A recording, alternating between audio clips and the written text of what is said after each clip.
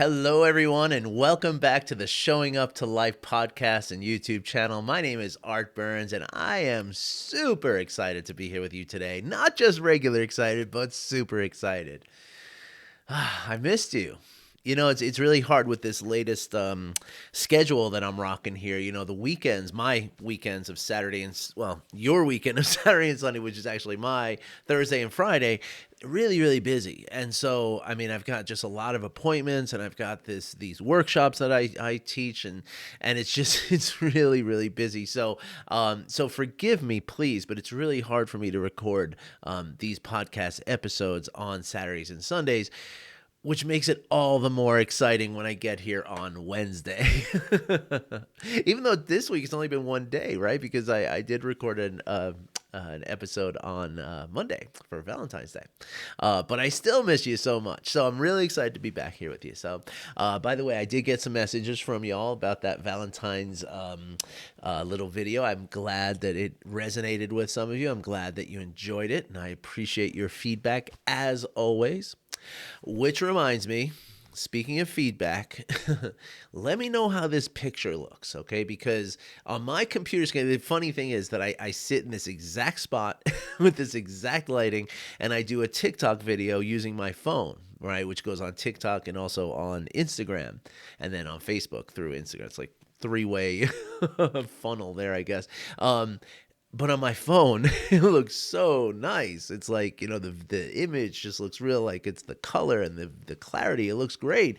But on this computer, it looks not so great. And so I don't know if it's just the computer monitor or if it's coming across that way. But please do let me know if there's something objectionable about the video quality here.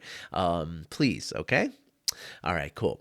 So today I wanted to kind of go back to some basics here, and I wanted to talk about a couple of things. Like number one, I want to talk about what mindfulness and meditation does for us. Okay, I know that's like, come on, well, you're not going to cover that in one little segment, of course, not even if it's a 30-minute segment. And no, I'm not looking to cover every single benefit of mindfulness or meditation, because that would take literally hours and hours and hours, right? What I want to talk about is one of my very favorite metaphors. And for some reason, this popped into my mind last night. I don't remember. Oh, I think it was because I shared a meme on Facebook by Alan Watts. And the meme is, it's a cartoon of Alan, sitting there with a glass full of water, right? And presumably muddy water, because the quote above this cartoon drawing is the best way to settle muddy water is to leave it be, something like that, the way Alan Watts talks, right? And that reminded me of one of my very favorite metaphors when describing mindfulness. This is the one thing that I heard when I first started practicing mindfulness myself. And my, oh my, did it really make an impression on me. So I hope it makes an impression on you as well, because this is really, really helpful. Okay, so if you take a snow globe, I think they're called snow globes, right? Snow dome, snow globe, because they're not usually in the globe anymore. It's usually just this sort of half, like quarter sphere of some kind. But anyway, you go to the gift shop. If you went to the New York for vacation and you went to the Statue of Liberty, which you should definitely do if you go to New York, it's the most touristy thing. Any New Yorker will tell you, that they'll never go. They did when they were kids, but they'll tell you they won't go because it's so touristy. But if you go to New York City, you got to go to the Statue of Liberty. You also got to go on the top of the Empire State Building. You just got to do those things. Let me know if you want more tips, but you got to do those two things. But imagine you're there in the gift shop of the Statue of Liberty, right? And there's a snow globe on the shelf there, right? And so everybody does the same thing, right? You pick it up and you shake it, right? And then you watch all those little plastic white flakes and flecks just swirling around there inside the snow globe, right? And it's not like it completely blocks what's in there, right? Like you can still see that there's a scene in there, right? You can see the green of the statue, but you can't see what the statue is, right? You see that there's, all different colors and textures and, objects in there, but you just can't see them clearly, right? That's what it looks like to experience a snow globe, right? So now If you walk around with that snow globe and continue to shake it with your movements, or just stand there shaking it with your just agitation, the snow is just going to keep swirling and swirling and swirling, and you're never going to be able to see that representation that's inside the thing, right? You're never going to see the scene, not clearly anyway, right? Enough to say, yeah, it's New York. I went to New York. You see this? It's New York. Okay, I'll take your word for it.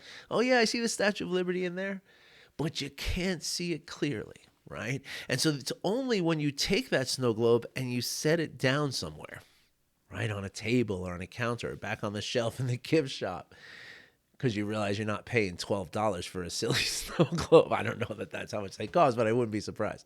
And it's only when you put that snow globe down that all those white flakes, they stop swirling and they start settling down, right? Gravity allows them to just gently settle on the bottom of the snow globe.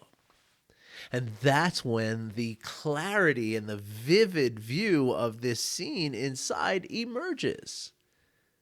That's when you can see it clearly.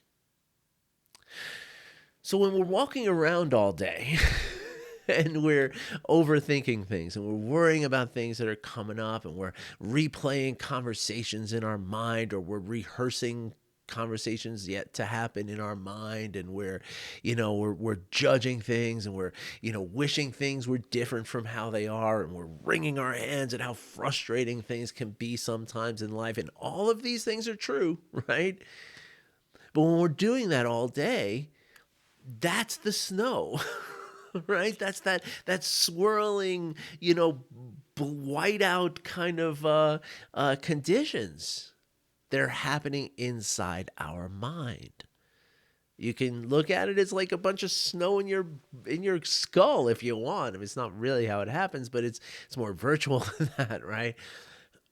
But that's the effect, right? All those thoughts, all those judgments, all those frustrations, all that clinging, all that aversion, all that delusion, what it does is it creates that interference, that static.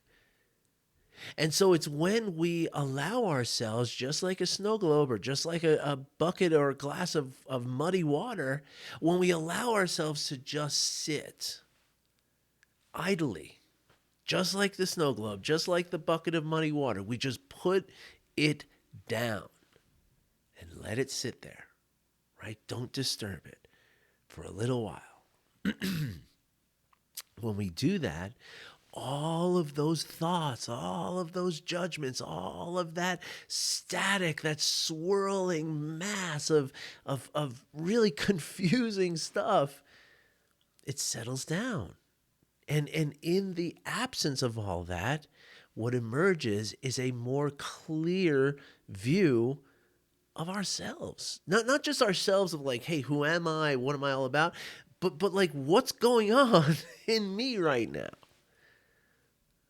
And it leads to the other thing too. You lead to like self-discovery and a deeper understanding of yourself. But what happens first, and what is really most important, is that it allows you to this vividness, this high definition view that you now have through just sitting for a few minutes, right? It allows for you to be more optimized in everything you do. Okay? And there's a reason I bring that up. Because most of us in our Western world, I'm not talking to all my European friends and South American friends who are listening to this, but America, I'm looking at you.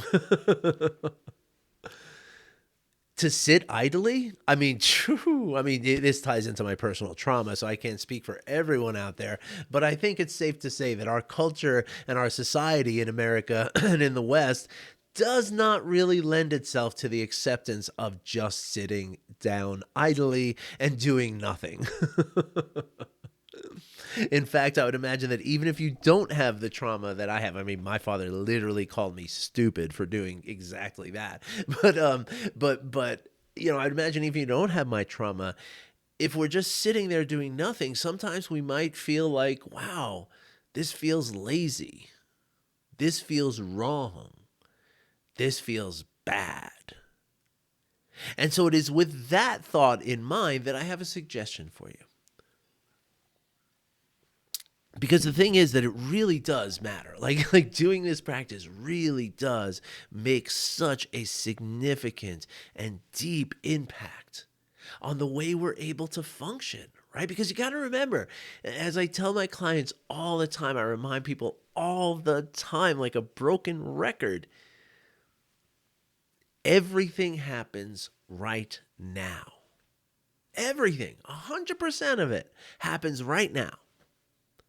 So the best thing any of us can do, the most optimizing thing, the most, auspicious and advantageous thing that we can do for ourselves and for our functioning in the present moment, which is to say the functioning of our lives, the functioning of all of our relationships, the functioning of our jobs, our careers, everything, is to gain that clarity. And so I think what happens with a lot of folks out there, especially people whom I'm lucky enough to teach this work to, right? It's almost like there's this sense like, well, the practice is just sort of extra. As long as I show up every week and I talk to Art, I feel so much better afterwards, and things make sense, and everything's going forward and it's all good, right? And I think that's tied into this sense that, this little practice that you're trying to do, yeah, it's cute and everything, but I got work to do. I got things that got to get done over here.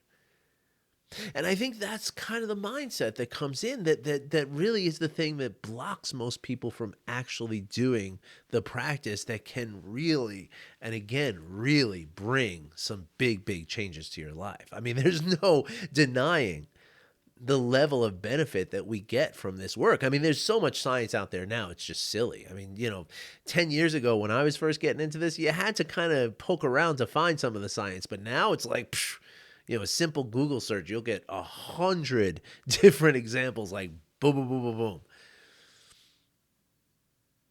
And there's a reason why it's been studied this much.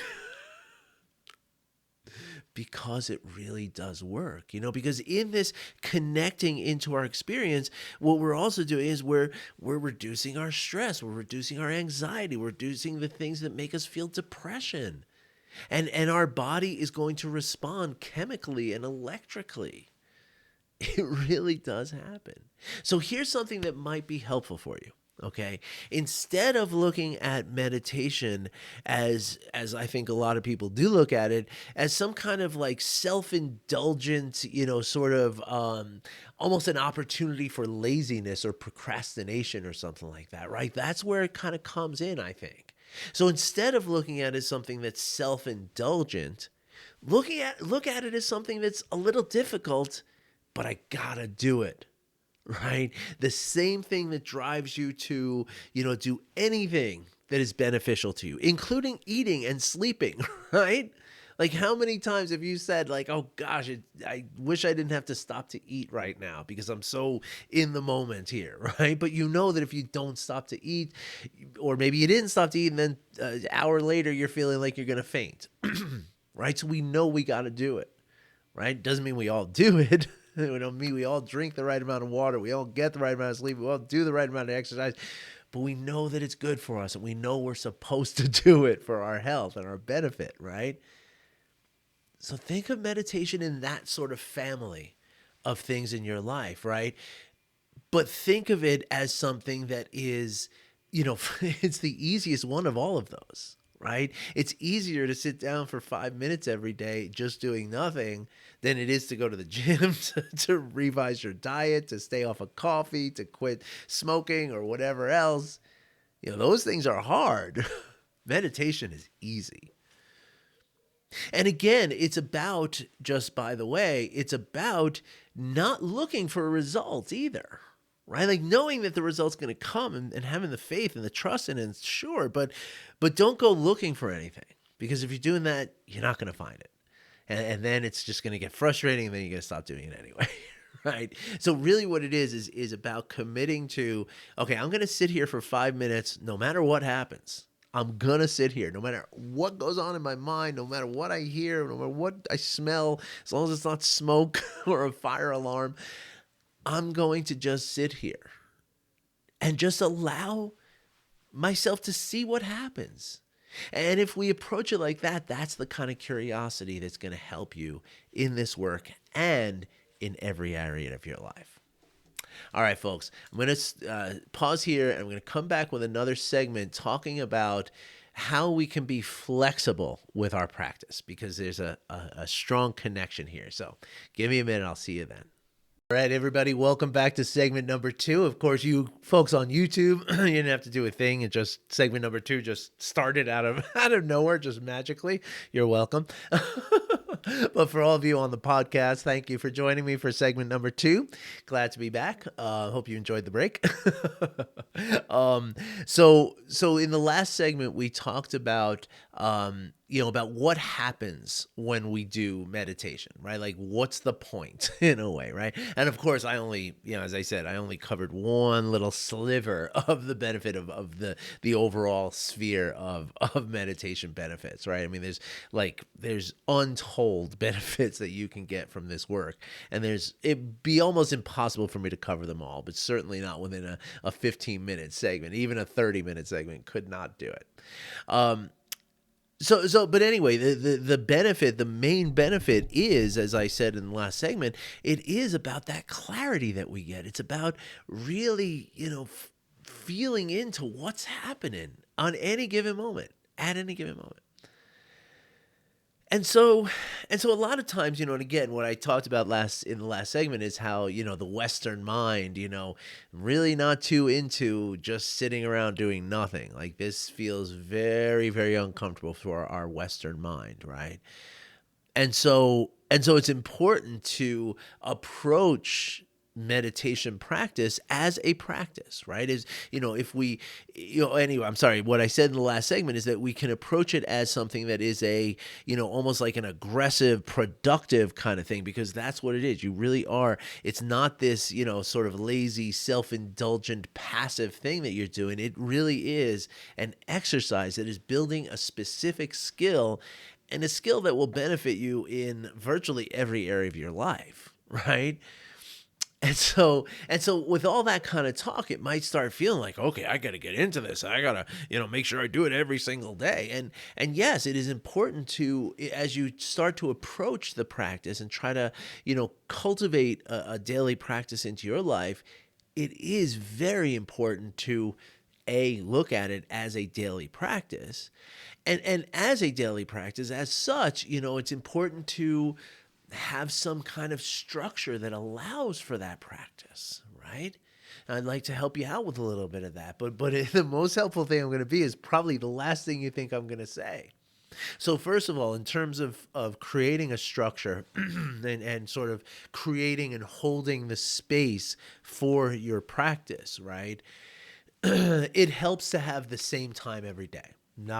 There's no getting around that, right? Your body will start to acclimate to it. And even at that point, what I usually tell people, especially in the beginning, is do, a few minutes in the morning, a few minutes late morning, a few minutes early afternoon, a few minutes late afternoon, maybe a few minutes before bed, 4 or 5 times a day, just a couple of minutes.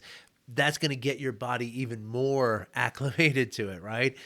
But if that's not too much, if that is too much and that's not possible for you, then I do recommend trying to carve out a specific time every day. Okay. Now, for a lot of my clients and students, what I actually tell them to go ahead and put it in your calendar, right? Create a calendar entry that goes off every single day. So Outlook thinks that you have a meditation every day, 7 days a week, that's called meditation, right?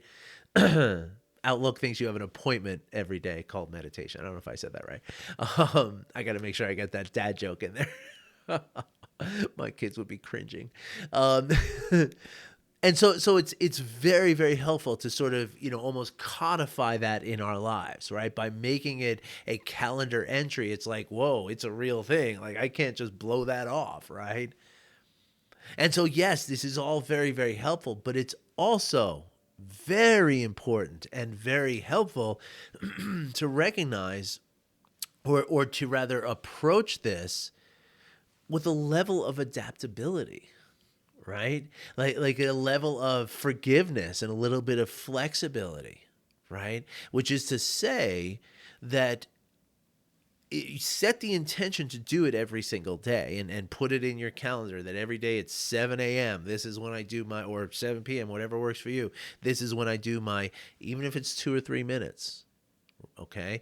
This is when I do it every single day, right? That's very, very helpful and important, as I've just illustrated. But at the same time, it is equally as important to recognize that sometimes it ain't going to happen. Right? There are days where you're going to wake up and the furnace is broken overnight, or you got no hot water, or well, that'd be the same thing. The microwave is on the fritz, or you got a leak in the roof, or your car has a flat tire. You're gonna wake up not feeling well. Your family might be sick. Maybe your spouse and partner is sick, and they were supposed to take care of the kids today, but now you gotta do it, right? This is life, and that's never gonna stop. I don't care how much meditation you do. It's not going to stop, and nor should it. I mean, this is kind of, even though I just focus on all the sort of negative surprises we can have, we can also have very positive surprises. We could wake up and our daughter wants to share a book report she did or something before she goes to school, right? These are the things that life is about, right? So if you maintain this rigidity around your practice, and then when life comes up, you're like, fighting it off and saying, no, I have to meditate. I can't. I gotta meditate. Well, then you're just going to cause another form of suffering at that point, and another form of the static that you're trying to relieve with the meditation. Do you see what I'm saying there? I hope you do. Because in that sense, it is very, very important to, again, approach it with a level of flexibility, right? But and even though I just described all that, what I mean by that, or the way I should maybe say it, the way I said a little more eloquently in my 1.5 minute video this morning on TikTok, pardon me, what I said there and what I'm saying here is that when we approach it as something that we know is very, very important, and we have to set the intention to do it and try to commit to that intention to do it, at the same time, if we approach it, pardon me, with a flexibility and an understanding that there are going to be days, maybe 2 or 3 days in a row sometimes, where we're not going to be allowed to do the practice, right? But approaching that with that same sort of acceptance and flexibility, right? So when we see it in this sort of balance of something that must be done, but also something that it's okay if it doesn't get done, that right there is the non-dualistic thinking that meditation helps provide us, helps us to cultivate.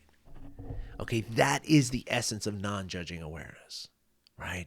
And that is the very mind that is going to keep you balanced, that is going to keep you in a place of equanimity so that you can show up for whatever's happening in your life with the same energy, the same attention, the same presence and acceptance. And so that's what it's all about, folks. That's why I call this podcast Showing Up to Life, right? So we got to show up in that balance. We got to show up in that sort of, as they call it in the in Buddhism and Hinduism, they call it the third way, or the middle way, right? There's the way of absolute rigidity, where I only do my practice at 7 a.m. every day. And then there's the mind of absolute chaos, where I don't know when I'm doing my practice. It's all over the place. Sometimes I do it, sometimes I don't, right? There's a place in between those two. There's a place at which those two things meld, right? In the context of like a yin-yang, right? Where you look at the yin-yang symbol, which is the symbol for Tai Chi, right? So it's actually, traditionally, it's actually two fish, right? Two koi fish. One's black, one's white, right? And the eye of the blackfish is white, and the eye of the whitefish is black. And so that is to say that even in the darkness, even in what we might describe as dark, there is some light. And even in the lightness, there is some dark. That is non-duality. And that is how life really works, right? Life is not cut and dry. Life is not 1 and 0, yes or no, on and off. That's how it works in our computers and in our phones. And maybe that's sometimes why we maybe have a tendency to think of life in that way. I know I used to a lot. But the true reality is that life is more of what we would call analogic or analogous. And anyway, it's an analog, right? It is not on or off. It is not binary. It is not digital. It is analog, where it is a spectral, flowing, complex system that is constantly changing. That's what life is. It's not on and off. It's not 7 a.m. or bust. But it's also not the chaos, right? It's that balance. It's that blend. It's that place where we feel that, and again, that's the non-judging awareness, right? That's where we can feel into, okay, I'm stuck in traffic and I can enjoy this time, right? I can just be here with myself in this practice. I can use this practice as an opportunity to regulate myself so that when I show up late, I can actually transmit it into something, or transform it rather, into a positive. Maybe I can think of the best joke to tell when I show up late that will have them all laughing so they won't be mad at me for being late. But that's just one silly example. But the reality is that everything that happens to us, if we think of it as a bad thing, well, there's things that we're getting from that, right? It's making us stronger. It's teaching us about restraint. It's teaching us about suffering. It's teaching us about something, right? And the same thing can be true when things are going really well. We can recognize that, hey, I feel like I'm on top of the world right now, but this is not going to last forever. So these are the actual essences of what this work teaches us about life. So that's why it's much more important than just, sitting down for a few minutes and treating yourself to a little Zen, as a lot of people talk about meditation. As my shirt here says, meditation, it's not what you think.